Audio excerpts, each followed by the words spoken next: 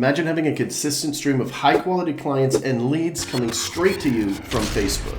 That's exactly what today's video is going to be about, so stick around with me all the way until the end. This will be a two-part video because there is a lot to cover with Facebook. So I'm just going to start laying it down. There are 14 different topics I am going to be going over the next two videos. I am going to break this one up because it is going to be a little bit lengthy, but I promise you there is some solid gold in here that you're probably not doing. So let's get right into it with your Facebook profile. This is the number one thing that I see most real estate professionals just completely screw up. Your Facebook profile should be filled out completely. I'm talking the bio, I'm talking every place that you've worked, or at least the current place that you work. It should be wildly obvious that you're in real estate. And most importantly, your banner. Your banner is like this huge introduction to who you are. It should be wildly apparent from like a quick look that you are in real estate, and it should have your contact information on that banner, if of course you want to get leads from it. And make sure that you're looking at the banner when you're making this in something like Canva, that you're looking at it not only on the desktop,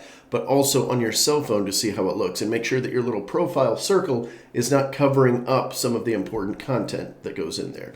We change ours about once every 2 to 3 months. We've got a social media girl who really helps us out with this, and she creates these beautiful looking banners. But the things that are on there are always consistent. Our name, our phone number, our email, any other way that you'd like to get a hold of us, and then the picture has something to do with real estate here in our local market. Here's a quick test. If you go onto your profile, which you can look at your own from a viewer's standpoint, and you don't know within half of a second that you're in real estate without having to scroll down into their feed, well, you should probably work on it. And the best part is this part takes a matter of seconds, and it will make a really big difference. So now let's get into the second topic, which is the Facebook post itself.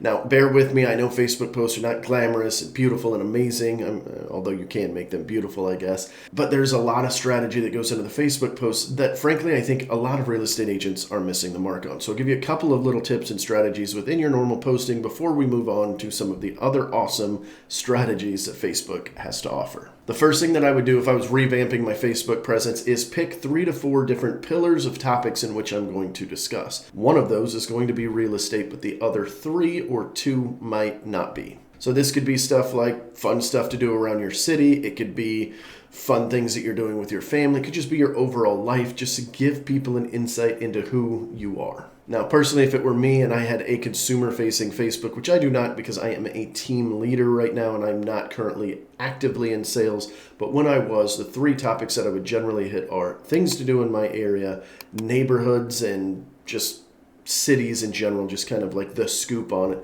and then market updates in every capacity. So not just, hey, 14 units sold this month or anything like that. Like, it's going to be in-depth knowledge on real estate that the consumer wants to know. So this isn't going to be your title company does this, a home inspector is going to look at this sort of thing, but it is going to be a little bit more directed at what the consumer needs to know right now. They can figure out all the rest of the stuff, what title does and the insurance and all of that great stuff. They can figure that out as the process is going. Now, there are some topics within there that I'm going to hit, especially like with insurance, let's say. What do the insurance rates look like? Like, things like that are a little bit more important to them, but they don't need to know what the title company is doing during a transaction. Again, that's going to happen later, and to be honest, it's not sexy and beautiful, so it's probably not going to get a lot of attention anyway. Another strategy that I've heard about, I've never tested this one personally, is a 3-2-1 strategy, where you're doing 3 lifestyle posts, 2 business-related posts, and then 1 call to action every single day. Now, if you're looking at this and going 6 posts per day, it seems a little bit crazy. Don't worry. There are a ton of other avenues in which you can get this information out. It doesn't just have to be in your newsfeed. Now, I'm going to talk about this a little bit later, but it needs to be hit on right now while we're on this subject, and that is blasting certain posts to certain people. So at the end of this video, I think the last topic I've got today before we need to swap into the second video is Facebook friends list. For those that don't know, you can put everybody in your friends in specific custom lists, and then target them directly with your posts. So that's a great strategy to do in general. If you've got people that live in your area, like that's one of the friends groups that I have is lives on the Emerald Coast. That's where I'm at, the Emerald Coast of Florida. I've got my sphere of influence. I've got other realtors. I've got, a bunch of different little topics. So this way I can sit there and blast just to them, and it's going to give me a lot more information, or it's going to give them a lot more information, and it's going to hit more of them than it would if I was just to do a normal post. Even though 6 posts per day might seem like it's a lot, if you're targeting them at the right people and they're not hitting the same person, the whole group over and over and over, then this might be a great strategy to add in to the mix. Now, when we're talking about posts, I want to kind of go over the hierarchy of attention that you're going to be getting, because that's what we're looking for, is we're looking for attention. So we need to know which posts are going to get more attention and which ones are going to get less. Because if you're doing a whole bunch of the less attention incentivized posts, you're not going to see a whole lot of results, and ultimately you're going to look at this video and go, well, that didn't work, next. And it does absolutely work. So when we're looking at the hierarchy of videos, the very first one is the written word with no photos. If you just do the written word, and that's it, just like, hey, 3-bed, 2-bath home for sale, which is not a good post, by the way, I'm just using it as an example, and you're describing your newest listing or something like that, and it's just written word, it is not going to get near as much of attention because it's just not that eye-catching. So then the next best way to do this is to put a background image on it. Facebook does this for you. So now you can write the written word just like normal, and in that little bottom left of the little box, when you're posting something, you'll have a little picture, and it's going to open up a whole bunch of other pictures to put as the backdrop to your words. This is going to get you a little bit more attention than just the words, but of course, sometimes you just need to put words out there, and it doesn't really need a picture or a video. That's just fine. That's what that little thing is for. It will help you turn it into a photo, essentially. And then next would be just a normal photo. It doesn't matter if it's portrait or landscape mode, although there are some strategies stating that the portrait mode, where it's, the rectangle up and down sort of thing, gets a little bit more real estate on Facebook, so therefore it's probably going to be a little bit better. I haven't really seen that big of a difference either way, but if that's the strategy, then that's probably what you should go with. And then of course after that, it will be a group of photos and or a carousel. So you can do either one of these, and it does get a little bit more attention than just a photo. And lastly, the most important thing to Facebook right now, because it's the most eye-catching, it keeps people on the platform longer, is video. And of course, Facebook gives you lots of different ways to include video in your content. You've got Reels, you've got Stories, and then you have your normal everyday posts. And quite frankly, they go well on any of them, so pick an avenue and abuse it and use it to your advantage. So I've got 2 more smaller strategies to give you on Facebook posts before we move on. The first one is the fake it till you make it strategy. So this is where you're not getting a whole lot of sales. Maybe you're averaging 1 every other month, 1 a month, something like that, and you want to extend this out. Just listed, just sold, it's only 2 posts, and you're like, you know what, I want to make it feel like there's a little bit more. So here's what we're going to do. Whenever you go under contract for something, you're going to take 4 different photos out of the MLS. Obviously, if you're the buyer's agent and it's a listing, please make sure that you get permission from them and or take your own photos, and it should be fine, but I always like to ask just to be safe. And then now we're going to make 4 different posts out of that 1 sale. So we're going to do a under contract. That's kind of the obvious one, right? It's going to be a picture of the front of the house. Hey, congratulations to my buyer. Please make sure that when you're doing these posts that you're celebrating your customer, your client, okay? A lot of people are just putting it out there. Oh, look at me, just sold. Look at what I'm doing. And I don't think that's a very powerful strategy. It does give social proof, but you can hit 2 birds with 1 stone by making your client feel like they're the hero. So, hey, so-and-so was looking for a 3-bed, 2-bath in this area. We weren't able to find it. We had to compromise, and they were so good about compromising. We went over to this other neighborhood just next door, and they actually love it so much more. I'm so excited for you guys to go through this process, but we're not out of the woods yet. Congratulations again on going under contract, and let's get through the rest of the home. Then you're going to take another photo of the inside somewhere in the house, and you're going to write in Canva inspection completed on there, just like you did the just sold on the other post. You're going to do inspection complete, and then you're going to do another post just about that. Hey, we've got the inspection complete, whatever. You don't even need to do a whole lot of words with this one. It's mainly there for social proof. And then do the exact same thing for the appraisal whenever that is noted. So a different picture of the inside of the house. Hey, appraisal completed, appraisal passed, something like that. And then you're going to post that around the appraisal time. And then, of course, you've got the last one, which is the home is closed. This is the one where you really want to make them seem like the hero, like they've done everything. Really put yourself in their shoes of what they had to go through. Yes, you might have gone through some stuff too. I know we take a lot of the burden off, and we just handle a lot. And so there's a lot of emotions going on, and sometimes we need to put that just closed, and it feels like we need to put something about us in there. Try to refrain from doing that. Please make your client your hero. I'm not going to beat that dead horse too much more, but it does need to be said because I see that missing the mark all the time. Now that you've actually closed on the property, here is another strategy that I really like. I actually pulled this from a coaching group that I am in. Really, really love it. And when I was doing sales consistently, this is a strategy I've done in the past, and it really, really, really works. So when you're doing that just sold post, you're going to put that nice little hero story in there, and you're not going to tag your client. You might be friends with them, you might not be, I don't know, but you're not going to tag them. You're just going to put all about it. Make sure that you get a photo on this one. So this isn't going to be, I kind of misspoke a little bit. This isn't going to be the just sold photo that you already use. This is another photo. This is the 5th different touch point on one property. And this is the actual closed photo that you're doing.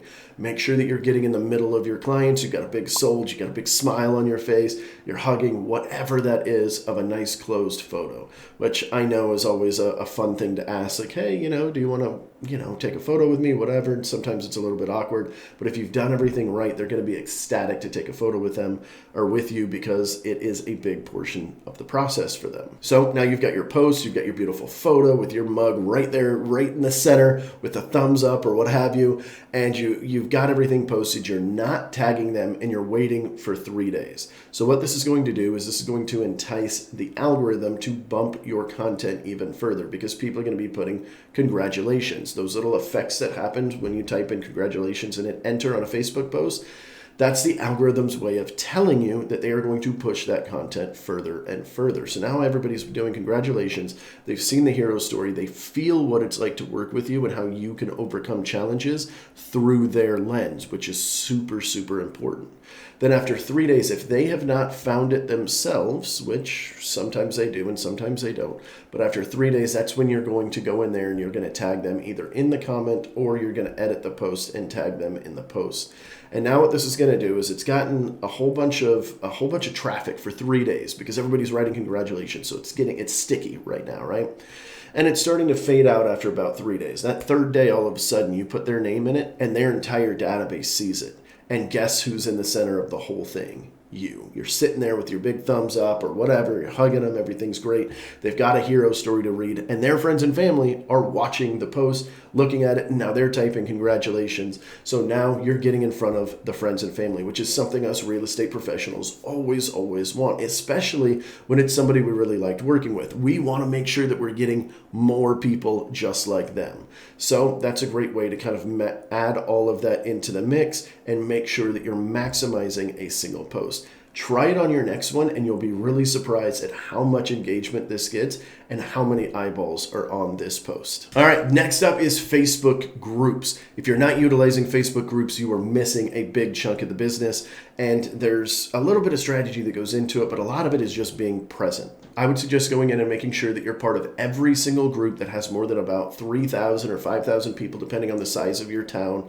Obviously, if you're in a more rural area, maneuver those numbers down a little bit. If you're in a big city, join the Facebook groups that are even bigger. But these are things that are local to the area. So the buy-sell groups in your area, the concerned citizens of these cities, the, garage sale groups, just any of the larger groups that might involve something where somebody might need a realtor, which is basically every group, right? So don't overload yourself and go into a bunch of these you know you're not going to enjoy the content on, or you know you're not going to push content into. So if you're not planning on doing any of that, and you're just going to sort of stalk on these groups, it'll still be beneficial, but you might get caught up staring at Facebook instead of actually prospecting when you should be prospecting. And I would also go through and join any niche groups, or niche, depending on how you say it, that are in your cities. So like, I don't know, a crunchy mom thing. If you're like a crunchy mom, do the crunchy mom thing. If you homeschool your kids, join some homeschool groups, things like that. So this way you're already doing that thing. You've already got an interest in it, and you're going to be able to speak on this without talking out of your butt. And my suggestion with this is to create landing pages, blogs, and guides that you can put into the channel. Now, be very careful about the rules. You don't want to be putting a landing page in somewhere if that's against the rules. And quite frankly, I think the landing page strategy is a little bit outdated right now anyway, but you can definitely do the blogs and the guides. So let me give you an example. In the garage sale groups, you can create a guide that is like the top 10 best strategies for garage sales, or where to get moving boxes, or just overall moving guides for your city, especially if you can make it with lots of local content. So you have local movers in there, local places for you to get boxes, little tips and tricks of like, hey, you know, a lot of times you can go to Walmart and get some of their old produce boxes and things like that you can put inside of these guides. And then just once in a while, maybe every week, every 2 weeks, whatever cadence feels right for you, you can drop them into that garage sale group. And now people see it. You've got it branded a little bit. Don't make it so wildly obvious that it looks like one big advertisement, but you can have some of your information in there, and that can stir up some conversations. If you're in a military town like we are, we've got 4 major military bases right around us. So for us, PCS guides are very important. Like, PCS guides are a great attractor because people don't know, people aren't used to moving all the time. Even military folks, unless they've been in the military 10 years or more, that it might be their first or second move. And having a nice guide for them, sitting there ready for them when they come into this Facebook group, will be wildly beneficial. Another example is if you're in a mommy group, what are the 10 best parks in your city? Do a little guide about that, or a blog or something like that. The best things to do with kids in the area, so on and so forth. You guys get the point. What are the things that you would have wanted to know before you joined that group, or as you joined that group, or when you moved to that area? Now, I heard this tip the other day, and this one's pretty cool too. There's also another site called buzzsumo.com, BUZZSUMO.com, that will help you figure out what types of topics are generally shared a lot on social media, so they're a little bit more sticky. These are the kinds of posts that I would try to rip off and duplicate for my own particular market, because if you post them into a group like that and other people share it to their friends, that is another great way to get some exposure. Make sure that when you guys are posting these, you are using a good hook at the beginning so that people actually want to look at the rest of the blog or the guide or whatever you have created. And that's just joining the Facebook groups. You can also go in and actually run your own Facebook group and grow one organically. This is a really great strategy that I think is wildly overlooked because it kind of takes a while to build up a decent audience. You've got first-time home buyers you can do, which is a little bit obvious, but you can definitely do it. Some people are very successful with this. My personal favorite is PCS/military groups because, again, very military friendly out here. So we've got a couple of different groups for that on our team, and they bring in quite a bit of business. And then, of course, any niche at all, really what you're looking for here is to create a group for people that are going to be just like you, because what are the 3 things somebody needs in order to do business with you? They need to know you, like you, and trust you. And this is a great way to do it, especially if it's niched down, because, well, you're going to be able to speak about it if it's niched down. It's something you care about, and it's going to help bring a little bit of awareness to who you are and what you do for business. You can also do things to do in the area, different eateries in town, so like your town eats or your town best places to eat, things like that. These are all great Facebook groups to create. All right, moving on from that strategy into Facebook stories. Facebook stories is really overlooked. It does take a little bit of extra work, but once you build in the habits to put in a lot of stories, it really benefits you. So the strategy here that real estate agents could be using are posting 10 to 20 stories per day. I know, calm down. You're gonna have to get used to it. You're gonna have to get used to pulling out your phone, taking pictures of things that you're doing when you're in webinars, when you're on a Zoom call with a client, when you're out and about showing property. but there's also other little things that you can add in there that don't include your daily life that could be pre-planned and ready to go already. The big advantage with Facebook stories and this strategy in general is that you are literally showing up at the top of their Facebook feed above everything else. Your little name pops up. If you've got the most recent Facebook story and the algorithm has connected you to, then you are always going to be up there because you're posting 10 throughout the day. You're not going to post 10 all from 9 to 10 in the morning. You're going to be spreading these out throughout the day. So you're going to be constantly beating out everybody else that's just posting 1 or 2. So it's a nice little reminder that you're in real estate and you're constantly hitting them with content. And let's be completely honest here. People love real estate agents and what we do. They want to see the inside of, the inside life of a real estate professional in general. How many people have come up to you and they're like, oh my God, I think I'd be a great real estate agent because I love people and I like looking at houses. Like, got it, cool. It's glorified. Like, people like the real estate agent job. So post about it and put it out there. And then also mix it up with some polls and questions and calls to action while you're at it. The really cool thing about Facebook stories is they completely go away after 24 hours. So you can post a poll today and do it again in 7 days, 8 days, 9 days, 10 days, whatever. Nobody's going to even notice that you posted the same dang thing. So if it were me, I would come up with a bunch of good questions. Things like, hey, what's one thing you have in your current home that you would want to make sure that's in your next home? Cool. Now I'm going to put this into a little list. I'm going to get 30 or 40 of them. I'm going to create them. Questions just like that. You can use ChatGPT to help you kind of figure out some questions for this, but ask those kind of call to action style questions that are going to basically create a conversation, right? And then you're going to have a list of these so that you can be constantly posting them. And the same thing for the polls, right? You could take a picture of a house and maybe it's got something funky in it. Like we just found one that has a fridge built into the wall. It's actually raised up a few feet. I don't know why. You know how like they used to put stuff inside of walls? They did this with a fridge. Like, okay, cool. Like that's one that you could do a poll on. Hey, this fridge, it's built into the wall. It's saving a little bit of space. Do you like it or is it hideous? And then you've got a little bit of a dialogue there. Just make sure that you're going in behind them and talking to them about those things, especially if you ask something like, at what point would you become a seller in today's market? Like how much money, somebody knocks on your door, how much money would they have to offer you for you to become a seller in this market?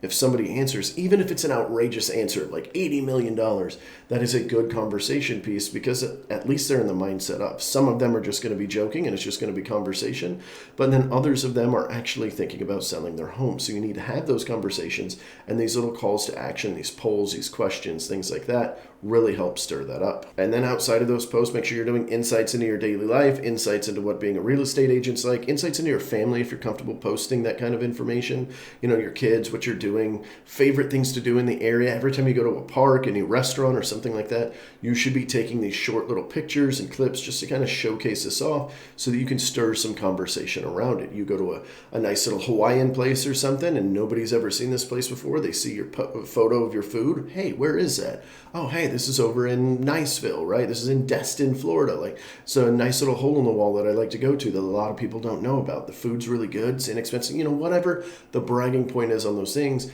those are the conversation points that you are going to be providing. And hopefully, eventually it gets to the point where over time, people start understanding that you're the go-to person for any knowledge that they need in your town. And that's going to relate to sales later, but it's also going to make you the go-to person, which is the exact thing that you want to be as a real estate agent. And if you're posting wins and losses, make sure it's not just wins, that it's also the losses. Remember, Facebook is a place for family and friends. That's what it is intended for. I know that's not exactly what happens to it, and that, the strategies are a little bit different and stuff, but the point of it is intended to be for friends and family. Now, I've got a really cool one for you guys that you probably didn't even know existed. I just found this out. I don't know how long it's been out, but I've known for a couple of weeks now. But Facebook Notes within your Messenger. So if you were to pull up your phone, it's not in the actual Facebook app itself. You can't get to this on desktop that I'm aware of. Actually, I didn't even look on desktop yet, so maybe you can. But they're called Facebook Notes, and they're very similar to Stories where they only show up for 24 hours, but you can do it straight through Facebook Messenger, and only people inside of Facebook Messenger can see this. Now, I don't know what intrinsic benefit this has. I don't know what strategy there are that would involve this because it is brand new, but I would imagine it's very similar to the Facebook Stories where you post the same kind of content. I would like to think that it's probably a smaller audience when you're doing it through this little channel here because it is only on the Messenger app.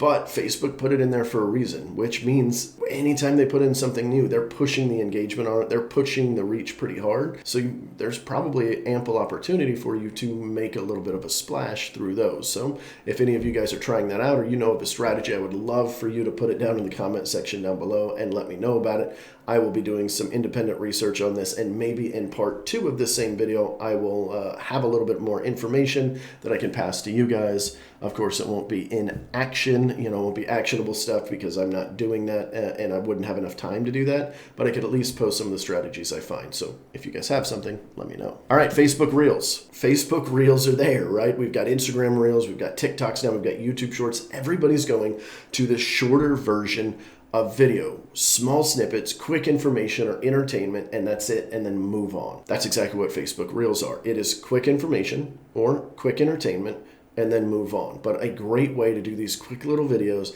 that are going to get your name out there a little bit more, and Facebook is pushing them. That's why you're seeing them on your feed more often right now, is because they're trying to compete with everybody else. I know Facebook owns Instagram, so they're not really competing, although they kind of are, but they are competing against the TikToks and the YouTube Shorts of the world, both of which they just have outstanding reach right now. So Facebook needs to compete. They're going to push your Reels a little bit heavier. I suggest posting at least one Facebook Reel a day. If Facebook is the platform that you're going for, do at least one per day. I'd really like to see closer to 2 or 3. That's a great way to kind of grow. But if you don't have the capacity for that right now and you just want to try it out, then 1 per day is just fine. And what's really cool about these is the Reels are a little bit longer than the stories. So the stories are intended to be super small snippets into your life. They're 20 seconds or less for each one. You can technically string several of them together to make them longer, which is just fine too. But Facebook Reels allows you that ample opportunity to have a minute-long video that you're posting whatever about, whether it's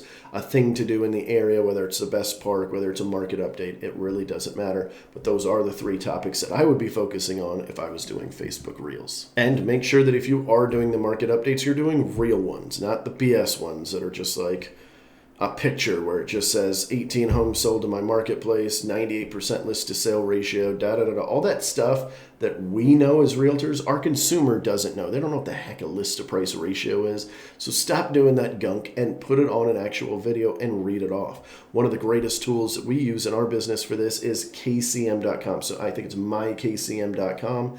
mykcm.com. That's it. They even have local insights now that they just started a few months ago, where it's actually going to give you localized information for your market. And they literally give you all the tools. They give you everything. They give you the script. They give you the pictures to put in the video. They do everything for you. All you have to do is read the dang script. And in fact, they make it so easy to where you literally just read right off as you're going on your screen while it is recording.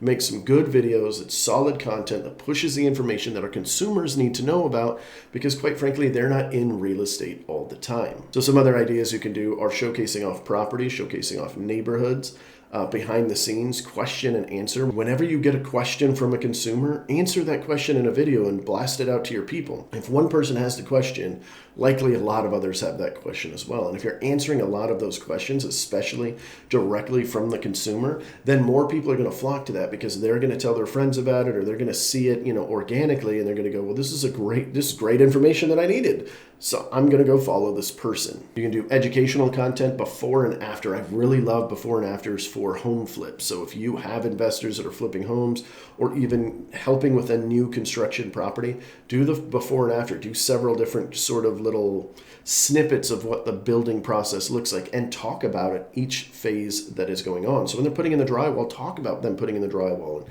how they double insulate it, because this is a strong builder, and that's why they charge a little bit more, because you're getting a more insulated home, which is cheaper for your utilities and things like that. Like, put that information in there that you have, so that you could showcase off what you do, and more importantly, how the experience will be for your consumer if they decide to work with you, or better yet, when they decide to work with you. Make sure that if you are doing tips, that they're quick tips. You don't want to go too long drawn out. I've got a really bad habit of doing this. If you guys follow me on my TikTok or my Instagram or anything like that, you'll see my posts, and sometimes I get a little long-winded.